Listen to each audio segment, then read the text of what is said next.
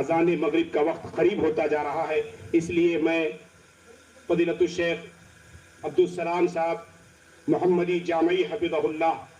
اصلاح معاشرے میں مساجد کا کردار کے عنوان پر مغرب کی اذان تک جو ہے انشاءاللہ شیخ خطاب کریں گے۔ آپ تمام سے گزارش ہے کہ اسی سنجیدگی کے ساتھ تشریف رکھیں۔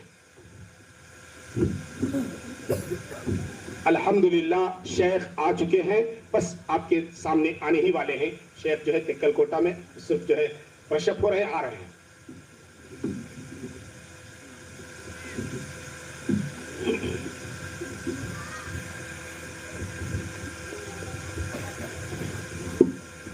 السلام علیکم ورحمۃ اللہ وبرکاتہ۔ ان الحمد للہ نحمده ونستعینه ونستغفره ونعوذ باللہ من شرور انفسنا ومن سیئات اعمالنا، من يهده الله فلا مضل له ومن يضلله فلا هادي له، اشهد ان لا الہ الا اللہ وحدہ لا شریک له، واشهد ان محمدا عبده ورسوله اما بعد، فان خیر الحدیث کتاب اللہ وخیر الہدى ہدى محمد صلی اللہ علیہ وسلم، وشر الامور محدثاتها وكل محدثة بدعة وكل بدعة ضلالة وكل ضلالة في النار۔ فاعوذ باللہ من الشیطان الرجیم، بسم اللہ الرحمن الرحیم۔ یا ایہا الذین آمنوا اتقوا اللہ حق تقاته ولا تموتن الا وانتم مسلمون۔ یا ایہا الناس اتقوا ربکم الذی خلقکم من نفس واحدۃ وخلق منها زوجها وبث منهما رجالا كثيرا ونساء واتقوا الله الذي تساءلون به والأرحام إن الله كان عليكم رقيبا۔ يا أيها الذين آمنوا اتقوا الله وقولوا قولا سديدا يصلح لكم أعمالكم ويغفر لكم ذنوبكم ومن يطع الله ورسوله فقد فاز فوزا عظيما۔ وقال الله تبارك وتعالى في موضع آخر وأن المساجد لله فلا تدعوا مع الله أحدا۔ قابل احترام ذی وقار صدر اجلاس، ناظم اجلاس، معزز ذی وقار قابل احترام متبحر علماء کرام، عمائدین شہر، صوبہ، ضلعی اور مقامی جمعیت اہل حدیث کے امراء، نظماء و قاضنین و ذمہ داران و رہبران، اللہ تبارک و تعالیٰ کے فضل و کرم سے آج بتاریخ 8 شعبان المعظم 1445 ہجری مطابق 19 فروری 2024 کے مطابق بروز پیر بعد نماز عصر تا عشاء ہونے والا تکل کوٹا کی مقامی جمعیت اہل حدیث کی نگرانی میں ضلعی جمعیت اہل حدیث بلاری کے سرپرستی میں جس عنوان کے تحت ہم اور آپ جمع ہوئے ہیں، اصلاح مساجد میں، اصلاح معاشرہ میں مساجد کا کردار کیا ہوتا ہے، اس حوالے سے انشاءاللہ مختصر وقت میں آپ لوگوں کے سامنے چند باتیں رکھنے کی کوشش کروں گا۔ محترم حاضرین، جیسا کہ ہم اور آپ جانتے ہیں کہ مساجد اسلام کے قلعے ہیں اور اسلام کے مراکز ہوتے ہیں، جہاں سے اسلام کا نور دنیا کی چاروں طرف پہنچتا ہے۔ اور میں اور آپ جانتے ہیں، مسلم کی روایت میں حضرت ابو ہریرہ رضی اللہ عنہ بیان فرماتے ہیں کہ میں نے اللہ کے نبی صلی اللہ علیہ وسلم سے سنا کہ دنیا کے اندر سب سے بہترین جگہ اگر ہے اللہ کی نظر میں تو مساجد ہیں، اور سب سے ناپسندیدہ جگہ ہیں تو وہ بازار ہیں۔ تو اس مناسبت سے میں اور آپ اپنی دنیاوی زندگی کے اندر اگر انبیاء علیہم السلام کی تاریخ کو دیکھیں تو حضرت آدم علیہ السلام، حضرت موسیٰ علیہ السلام، حضرت عیسیٰ، حضرت یحییٰ علیہ السلام، حضرت زکریا علیہ السلام، اور حضرت مریم علیہ السلام، ان تمام انبیاء علیہ السلام کی زندگی میں اور آپ مساجد کے حالات کو، مساجد کے تعمیر کو، مساجد میں کی جانے والی عبادات کے ذکر کو ان تمام صورتوں میں سنتے چلے آتے ہیں۔ تو گویا کہ مساجد کی تاریخ اتنی ہی پرانی ہے جتنی کی دنیا کے اندر انسان پایا جاتا ہے، اور یہ مساجد دنیا کے اندر اس وقت سے قائم ہے جب تک کہ انسانیت کا یہ معاشرہ اللہ تبارک و تعالیٰ نے دنیا کے اندر جنم دیا ہوا ہے۔ آپ کی یہ ذمہ داری بنتی ہے کہ میرا اور آپ کا تعلق بھی اپنے اپنے مساجد سے مضبوط ہو جائے، اور بالخصوص اپنی دنیاوی زندگی کے اندر میری اور آپ کی زندگی میں کردار کی ایک طرف میں آپ لوگوں کو اشارہ کروں گا، وہ یہ کہ میں اور آپ اپنی دنیاوی زندگی کے اندر مساجد کے ذریعے اپنی شخصیت اور اپنی روح کی تعمیر کے لیے زیادہ سے زیادہ کوشش کریں، اور جہاں تک ہو سکے اللہ تبارک و تعالیٰ کے دین پر، اس کے تعلیمات و احکامات پر چلنے کے پابند بنے، کیونکہ مساجد کے کردار میں سے ایک سب سے بڑا کردار یہ ہے کہ مساجد انسانیت کے اندر، شخصیت کے اندر نکھار لاتی ہے، اور انسان میں انسانیت کو داخل کر کے انسان کو دنیا کا سب سے بہترین انسان بنا دیتی ہے۔ اگر ہم بات کریں صحابہ کرام رضی اللہ عنہم کی، کہ صحابہ کرام رضی اللہ عنہم اپنی دنیاوی زندگی کے اندر جیسے جیسے مساجد سے اپنے تعلق کو جوڑے، مساجد سے اپنے تعلق کو مضبوط کیا، تو واقعتاً اللہ تبارک و تعالیٰ نے صحابہ کرام کی زندگیوں کو سدھار دیا، صحابہ کرام کی زندگیوں میں برکتوں کو اللہ تبارک و تعالیٰ لا دیا، یہاں تک کہ وہ صحابہ جن کی دنیاوی زندگی کے اندر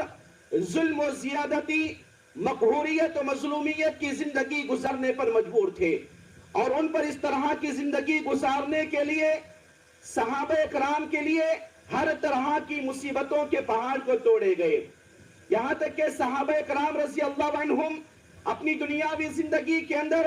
مکہ مکرمہ سے ہجرت کر کے نکلنے کے بعد مدینہ المنورہ میں جب پہنچے تو سب سے پہلے اللہ کے نبی صلی اللہ علیہ وسلم کی عملی زندگی مدینے کو پہنچنے سے پہلے مقام قباء، اور مدینے کو پہنچنے کے بعد وہ جگہ جہاں پر آپ کی اونٹنی بیٹھی ہوئی تھی وہاں پر آپ نے مسجد نبوی کی بنیاد کو رکھا۔ تو گویا کہ اللہ کے نبی جناب محمد رسول اللہ صلی اللہ علیہ وسلم نے مجھے اور آپ کو ان چیزوں کی طرف اشارہ کیا کہ مساجد کا معاشرے کی اصلاح میں اتنا بڑا کردار ہوتا ہے کہ جس معاشرے میں انسانیت ہوتے ہیں اور جس معاشرے کے اندر انسانیت کی زندگی گزاری جاتی ہے، اس انسان کے اندر انسانیت کے لانے کے لیے مساجد کو سب سے بڑا ذریعہ بنایا گیا۔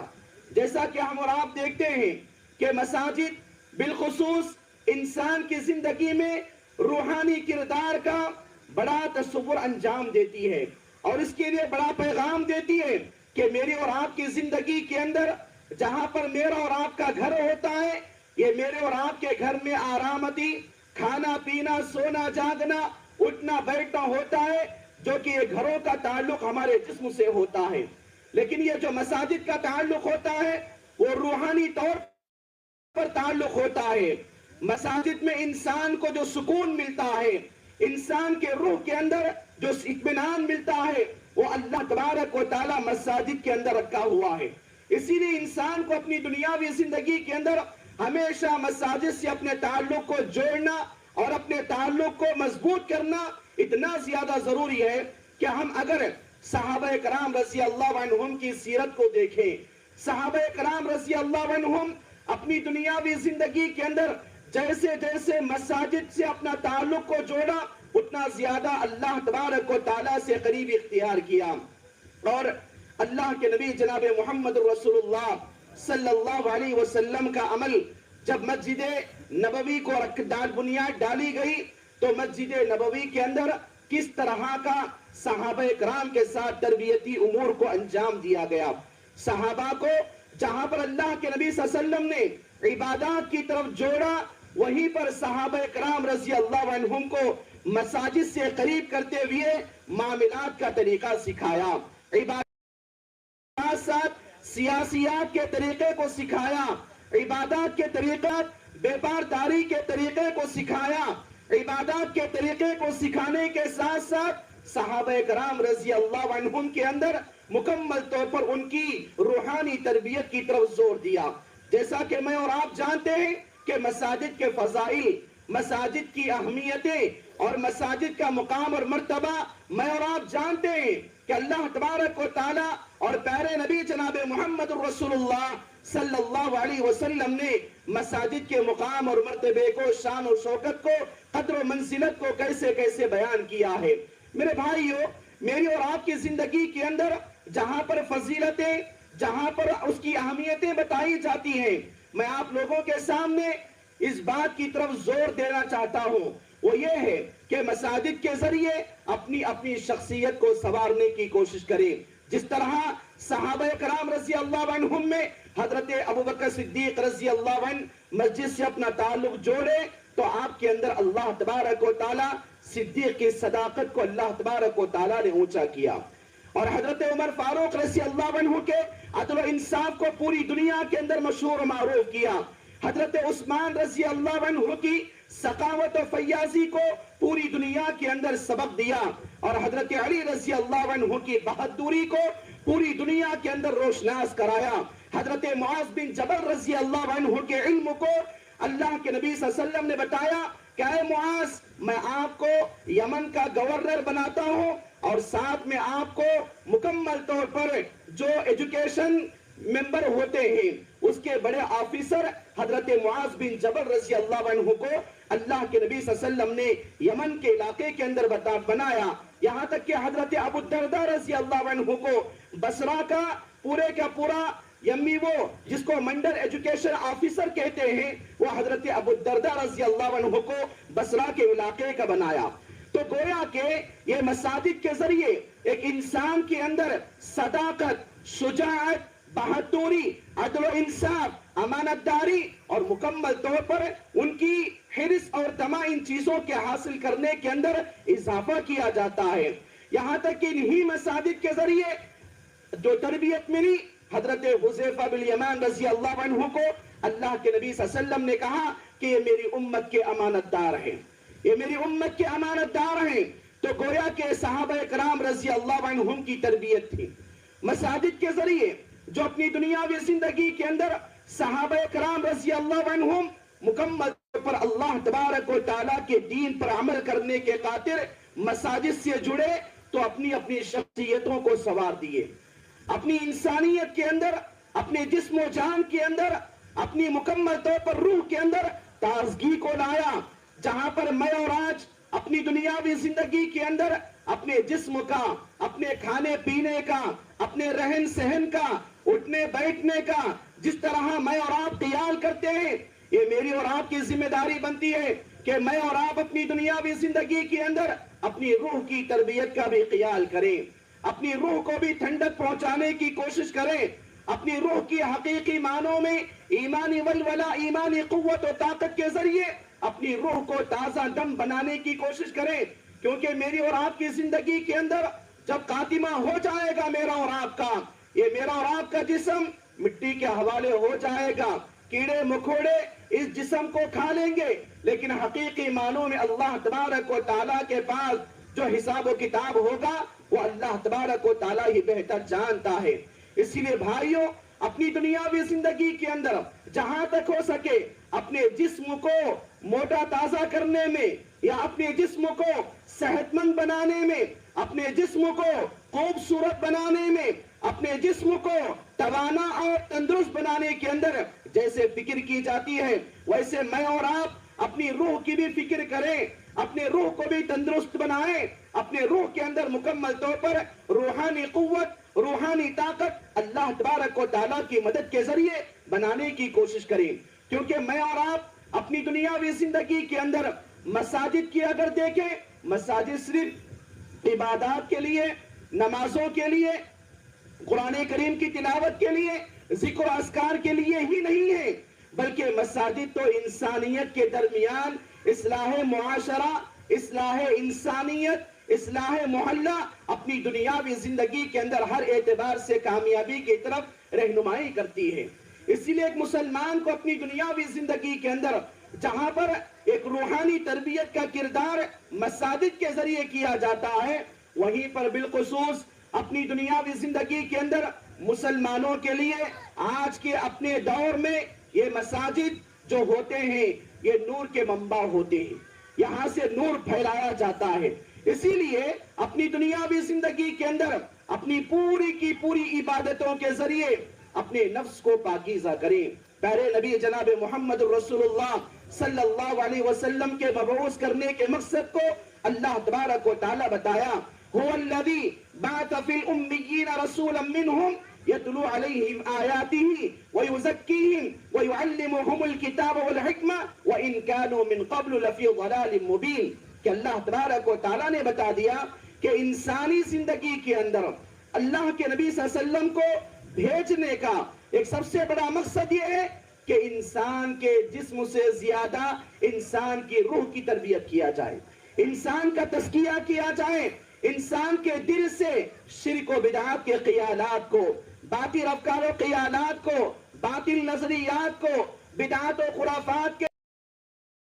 تک کہ انسان کے دل سے اس کے لیے بغض و عداوت، نفرتیں، دشمنیاں، ان تمام چیزوں سے پاک و صاف کر کے اللہ تبارک و تعالیٰ کی جنتوں کا حقدار بنانے کے لیے اس دنیا کے اندر اللہ کے نبی صلی اللہ علیہ وسلم کو مبعوث کیا گیا، بھیجا گیا۔ اسی لیے صحابہ اکرام اپنی دنیاوی زندگی کے اندر ان چیزوں کو اپنایا۔ ان چیزوں کے اپنانے کی وجہ سے جتنے جنگیں ہوئی صحابہ اکرام کے درمیان کفار و مشرکین کے مقابلے کے اندر، چاہے غزوہ بدر لیجئے، غزوہ حنین لیجئے، غزوہ خندق لیجئے، غزوہ معطہ لیجئے، جتنے غزوات پیش آئے ہیں ان تمام کے تمام غزوات کے اندر مسلمانوں کی تعداد کم ہی ہے،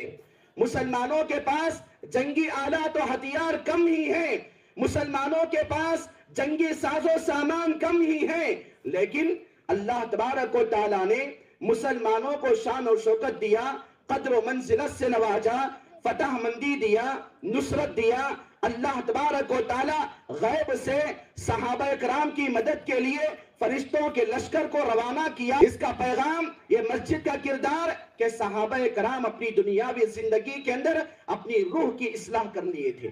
اپنی روح کی تربیت کر لیے تھے مساجد میں رہ کر۔ تو آج کے لیے مساجد کا کردار جو ہم تمام لوگوں کی زندگی کے اندر، جس کے اندر میں اور آپ سب ہیں، اس کے اندر پہلی بات یہ ہے کہ ہم اپنی روح کی تربیت کریں، اپنی روحانی تربیت کے مطابق اپنے آپ کو اللہ تبارک و تعالیٰ کے دین میں آگے بڑھنے کی کوشش کریں۔ دوسری بات یہ ہے کہ ہم اپنی دنیاوی زندگی کے اندر جہاں پر ان مساجد کو اللہ کا گھر مانتے ہیں، یہ بات یاد رکھو، یہ مساجد اللہ کا گھر ہے تو مساجد میں جانے والے اللہ کے مہمان ہوتے ہیں، اللہ کے مہمان ہوتے ہیں، اور اس آدمی کے ایمان کی گواہی دینے کا حکم بتایا گیا ہے جو اپنی دنیاوی زندگی کے اندر صبح سویرے مساجد کو ٹٹولتے ہوئے نکلتا ہے۔ اور معلوم بھی یہ بات ہے کہ جو آدمی وضو کی حالت میں جتنا زیادہ قدم چل کر مسجد کی طرف جاتا ہے، ایک ایک قدم کے بدلے اللہ تبارک و تعالیٰ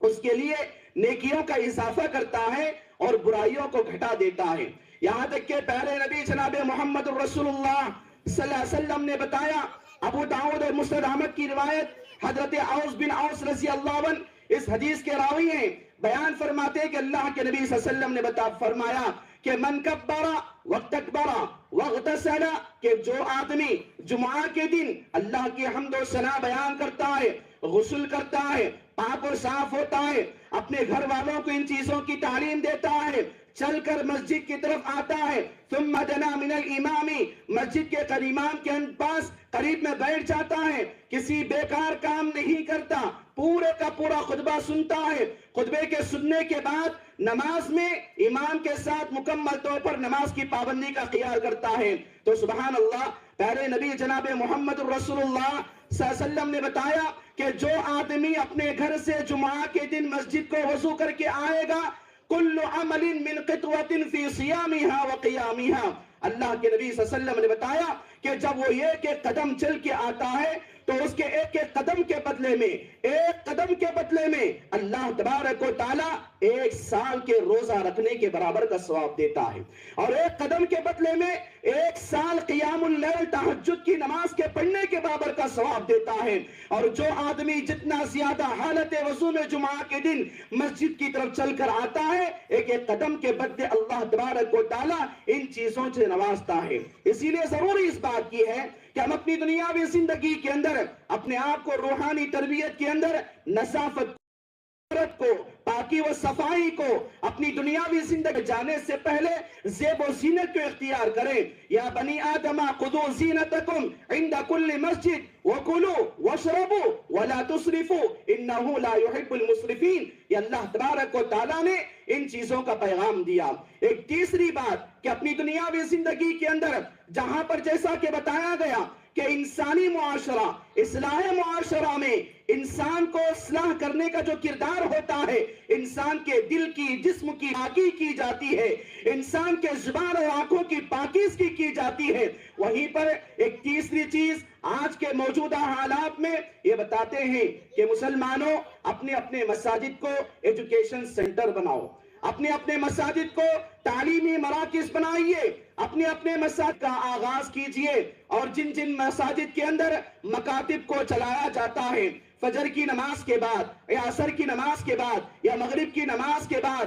یا جن مساجد میں تعلیم بالغان کا سلسلہ ہے، عشاء کی نماز کے بعد جمعیت اہل حدیث کا یہ قانون بھی ہے، یہ دستور بھی ہے کہ جمعیت اہل حدیث کی نگرانی میں آنے والی تمام مساجد کے اندر اپنے آنے والی نئی نسل کو، نسل نو کو تعلیم سے جوڑنے کے لیے مکاتب کا آغاز بھی کیا جائے۔ یہ جمعیت کی فکر ہے، ہم اس جمعیت کے ماننے والے ہیں، جو جمعیت کتاب اللہ، اتباع سنت کی طرف لے جانے والی ہے۔ تو اسی صورت میں میری اور آپ کی ذمہ داری بنتی ہے کہ میرے بھائیوں ایک قدم آگے بڑھیے، جہاں پر میرے اور آپ کے اندر مکاتب کی تعلیم دی جاتی ہے، جہاں پر بچوں کو عربی سکھایا جاتا ہے، اردو سکھایا جاتا ہے، دعائیں معصورہ سکھائی جاتی ہیں، سیرت کی باتیں پڑھائی جاتی ہیں، ایک قدم آگے بڑھ کر اپنے اپنے مکاتب کے اندر عصری تعلیم کو شروع کیجئے۔ اپنے اپنے مکاتب کے اندر اسکولز میں جو سبجیکٹس بچوں کو پڑھائے جاتے ہیں، جیسے کنڑا ہے یا تیلگو ہے یا دوسرے زبانوں کے لیے انگریزی ہے، میتھمیٹکس ہے، سائنس، سوشل، ان تمام چیزوں کو اپنے اپنے مساجد کے اندر، جہاں پر مساجد میں دینی تعلیم کے لیے مکاتب کو قائم کیا جاتا ہے، وہیں پر مساجد کے لیے مساجد میں عصری تعلیم کا بھی آغاز کریں۔ تو اسی صورت میں میرے اور آپ کے بچے آگے چل کر ایک قوم کے بڑے بننے والے ہیں، ایک قوم کے رہبر بننے والے ہیں، ایک قوم کے لیڈر بننے والے ہیں، قوم کو سنبھالنے والے ہیں، جماعت و جمعیت کے کاس کو قیامت تک لے جانے والے ہیں۔ تو ایسی صورت میں ان کے اندر بھی کوئی شاہ ولی اللہ محدث دہلوی پیدا ہوگا، ان کے اندر کوئی منازل اسلام پیدا ہوگا، ان کے اندر بڑے سے بڑا عالم فقہی محدث العصر پیدا ہوگا۔ یہ ضروری ہے کہ اپنی دنیاوی زندگی کے اندر اپنے آپ کو، اپنے بچوں کو دین کی تعلیم کے ساتھ ساتھ دنیا کی تعلیم کا آغاز اپنے اپنے مسجدوں میں کروائیے۔ اس کے لیے دیکھیے ہمارے مساجد کے مکاتب میں کیسے رونق آئے گی، کیونکہ مساجد جہاں پر عبادت سکھاتی ہے، وہیں پر مساجد مسلمان کو علم حاصل کرنے کی توجہ دلاتی ہیں۔ لیکن یہ سازش ہے مسلمانوں کے پیچھے کہ علم کو بانٹا گیا، دین کا علم، دنیا کا علم کہہ کر بانٹ کر مسلمانوں کو ایجوکیشن کے میدان میں پیچھے کیا گیا، ورنہ دین کا علم قرآن کا علم ہے اور اصل علم بھی قرآن کا علم ہے۔ اسی لیے اپنی دنیاوی زندگی کے اندر ان چیزوں کا خیال کرتے ہوئے اپنے اپنے مساجد میں دین کی تعلیم کا آغاز کرنے کے ساتھ ساتھ عصری تعلیم کا بھی آغاز فرمائیں، اور اپنے بچوں کو ان طرف اپنے آپ کو توجہ دینے کی کوشش کریں۔ اور آخری بات یہ ہے کہ ہم اپنی دنیاوی زندگی کے اندر اپنے معاشرے کی جو مساجد ہوتے ہیں، اپنے محلے کی مساجد جو ہوتے ہیں، ان کے اطراف و اکناف جتنے مصلیان ہوتے ہیں، یا وہ لوگ جو اپنی دنیاوی زندگی کے اندر مسلک کی اعتبار سے بیٹھ کر ہمارے محلے کی مسجد کو نہیں آتے، لیکن کلمہ گو ایسے مسلمانوں کی خبر لیجئے، ان کے پاس جائیے، ان کے پاس اپنے اخلاق کو بتائیے، یا اگر کوئی بیمار ہے تو عیادت کیجئے، اگر کوئی ضرورت مند ہے تو اس کی ضرورت کو پوری کیجئے۔ اللہ کی توفیق و مدد سے گویا کہ اللہ کے نبی صلی اللہ علیہ وسلم کا یہ عمل تھا کہ مساجد کے ذریعے انسان کا تعلق آپس میں انسان سے اتنا مضبوط کرواتے، کوئی صحابی نظر نہیں آتے مسجد میں تو لگایا جاتا کہ بتاؤ کیوں نہیں آ رہے؟ صحابہ نے بتایا کہ ایک آیت کے جیسے سورۃ الحجرات کی آیت کے نزول کی وجہ سے وہ نہیں آ رہے ہیں، تو صحابہ کرام رضی اللہ عنہم کو اللہ کے نبی صلی اللہ علیہ وسلم نے بلایا اور بتایا کہ ان آیات میں تم شامل نہیں ہو۔ مطلب یہ ہے کہ نزول کا معاملہ الگ ہے، لیکن بتانا مقصود یہ ہے کہ مسجد سے اگر کوئی آدمی غیر حاضر ہوتا، اللہ کے نبی کے حالات کو معلوم کرتے، ان کے پاس جاتے، صحابہ کو بھیجتے، تو گویا کہ مساجد کے کردار اصلاح معاشرہ میں ایک تیسری صورت یہ بھی ہوتی ہے کہ ہم اپنی دنیاوی زندگی کے اندر ایک دوسرے سے تعلقات بڑھائیں معاملات کے اعتبار سے، اور ہم اپنے معاملات کو سدھاریں کتاب و سنت کی روشنی میں، اقوال سلف کی روشنی میں اور اعمال سلف کی روشنی میں۔ آخر میں اللہ تبارک و تعالیٰ سے دعا ہے، اللہ تبارک و تعالیٰ مجھے اور آپ کو ان تمام باتوں پر عمل کرنے کی توفیق نصیب عطا فرما، اور ہماری یہ جو مساجد ہیں اسلام کے مراکز، اسلام کے منبع اور قلعے ہیں، اللہ تبارک و تعالی حقیقی معنوں میں مساجد کے مفہوم کو جاننے، مساجد سے صحیح فائدہ اٹھانے اور اپنے تعلقات سے مساجد کو ہمیں قریب کرنے کی توفیق نصیب عطا فرما، آمین رب العالمین۔ اقول قولی ھذا واستغفر اللہ لی ولکم وما توفیق الا باللہ، والسلام علیکم ورحمۃ اللہ وبرکاتہ۔ جزاکم اللہ احسن الجزاء۔ محترم سامعین کرام، ابھی آپ وضو وغیرہ سے اگر فارغ ہو گئے ہیں تو یہیں پر بیٹھیں، جو فارغ ہونا چاہتے ہیں